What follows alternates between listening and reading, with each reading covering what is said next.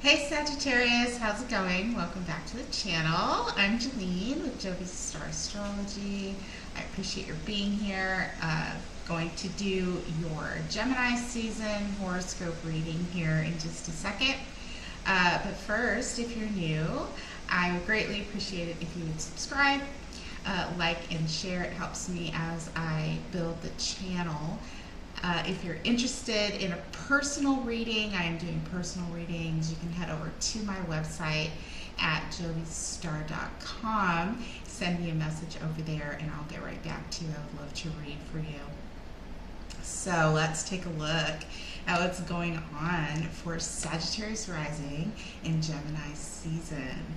So we have the chart up here, and you can see that the sun here is in your 7th house of relationships. So this has you focused on relationships. Gemini energy ruled by Mercury has you thinking and talking and planning in your relationship and partnership sector. The 7th house is also legal issues, so you could be wrapping something up there, dealing with something. We did start the month out with Mercury retrograde in Gemini, also in your 7th house. Causing possibly some friction, maybe things coming back. If it's a relationship, could have been a person coming back. Focus on relationships and partnerships and maybe legal issues. With a retrograde Mercury, that could be reviewing the past. It could have caused misunderstandings, delays, significant thoughts. Gemini, Mercury rules Gemini, so it was in its home sign in the beginning of the month, and that's a lot of mental energy. And Gemini energy can see both sides. It can break things down logically, so a lot of contemplation and movement to start the month in your relationship sector. The retrograde Mercury, could have caused also, some misunderstanding or the need to revisit something. Mercury did go direct on June 3rd in the sign of Taurus. It did retrograde all the way back to Taurus, which was going to hit and reactivate those points where the eclipses occurred. So something could have come up around the themes that presented themselves to you during the solar eclipse at the end of April, on April 30th, or the lunar eclipse on May 15th. Having that Mercury retrograde back over those points could definitely have done that. Now Mercury goes direct, went direct on June the 3rd, and then in Taurus, and then starts moving forward back into Gemini, where it will land back with your sun in the 7th house, giving you a lot more clarity around whatever it is that you've been revisiting or dealing with or straightening out in the area of your relationships. So that's good. That's good news. Mercury coming out of retrograde.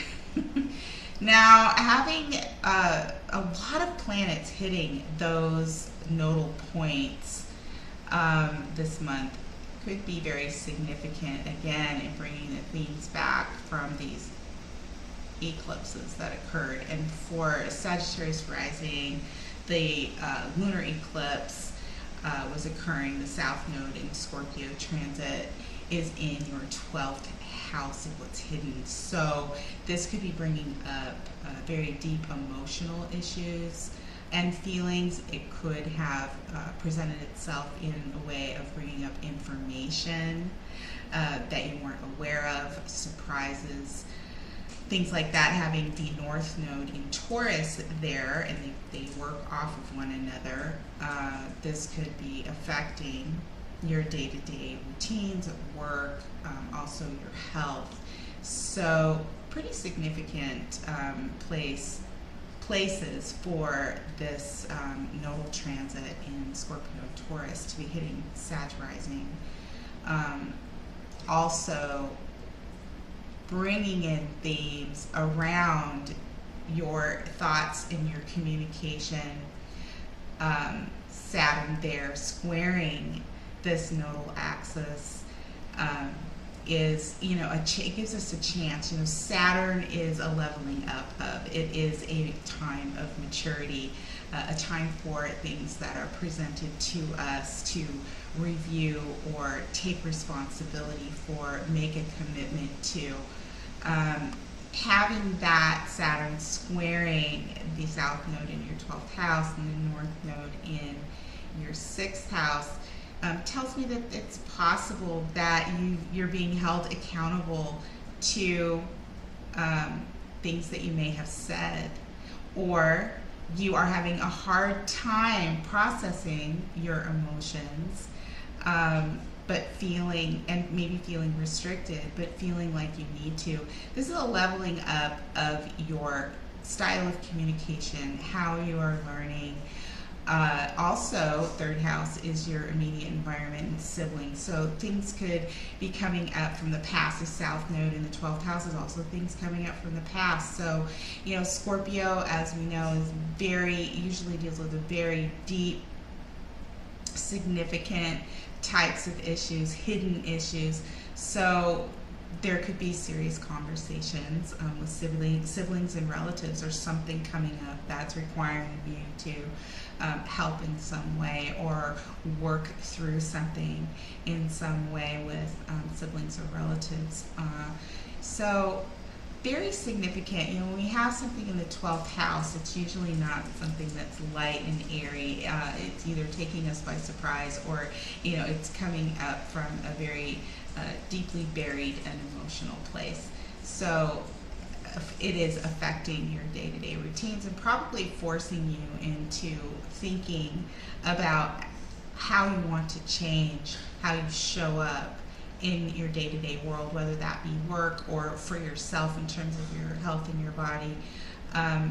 You may be in a situation where there have been or will need to be significant changes made in that area of life for you.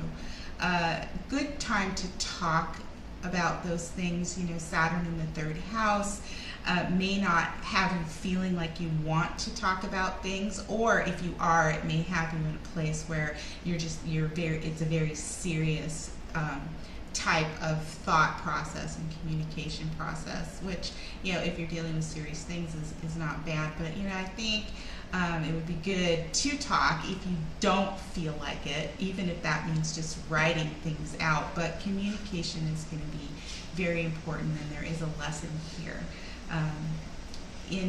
for you in how you communicate and understand things. We have a lot of Aries energy still at play this month, and to start out the month, we have Venus in Aries, and Jupiter, of course, is in Aries, and Mars, although it didn't start the month out in Aries, it started at the very end of Pisces, moved into Aries. So that's a lot of Aries energy going through your 5th house of joy, which is really, really good. Whatever's coming up, whatever you've had to deal with, talk about, or not feel like you want to talk about, whatever serious issues may have come up for you, you should be feeling a little bit more lighthearted in terms of your social life. So that's a good thing. You can blow off steam there romantically, or with your children, or creatively. Good time to tap into some kind of creative expression to alleviate any kind of stressors. There is a need and a want and a desire, I can see, for you to start, getting more social, sort of like spicing up your social life. Just make sure that if you are dealing with significant changes that are forcing you into a different way of life in the day-to-day, or dealing and processing with emotions, that you're not feeling aggressive or anxious, or that you're using socializing or romance to, sort of deflect from that in a way that may not be healthy. Aries can be, and that's a lot of concentrated Aries energy, can cause anger and aggression, movement too quickly, little, impulsive in our attempt to be spontaneous and have fun. So that would be something to be very cautious, about. But overall, it's a good amount of energy to, at least try and take care of yourself and have some fun. Get out there and lighten up the mood a little bit. We do have Venus that will be moving into Taurus in the end of the first week of June, or in June, the beginning of June rather, and that's good. That brings us back into our body, in your 6th house of health. Very, very good. Brings us into, leveling out our day-to-day routines in a much more logical, stable way, So this is good, having Venus and Taurus in its home sign. Good time to take advantage of, stabilizing your day-to-day routines, stabilizing your health situation, taking care of your body. Let's see. That's pretty much what's going on here. We do have a full moon in Sagittarius in your sign on the 14th of the month, and then a new moon at the end of the month in Cancer. So I'll be talking about those things this month as well. We have a couple of their transits coming up. But overall, for Gemini season, those are the areas of life that are being affected. I should also say too that Saturn retrograde on June the 4th, so it rolls back. So that's a little bit of a lifting up of the gas pedal if you've been feeling sort of rocked a little bit by things, in your immediate environment, or with relatives or siblings, or, with tough conversations. This retrograde Saturn will sort of level that out, and sort of a little break in the intensity, so that we have time to integrate what we've learned, what we've had to take responsibility for, and give us time to contemplate how we're going to use those lessons or integrate those lessons into our life going forward. Not a good time. Don't completely abandon all of the work that you've done there. Just keep moving, but you'll be able to do that consciously, rather than feeling like it's something that you have to deal with, and maybe in crisis, or because of some really intense emotion that you might be dealing with. So Saturn letting off the gas pedal a little bit and giving us a chance to integrate without feeling like we might be under the thumb for a little while. We'll go direct again in October, so keep working. Slow and steady wins the race.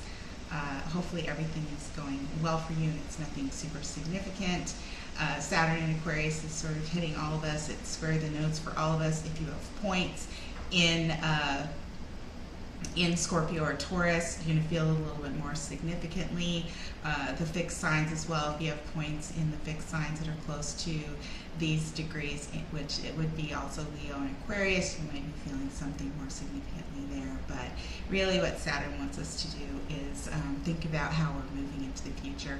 Reflection on the past, stabilizing what we've done, cleaning up anything that we need to clean up in terms of commitments and responsibilities, so that we can move into something better, new, different into the future. So we're all being asked to do that, and hopefully it's going well for you. I hope that it's going well for you.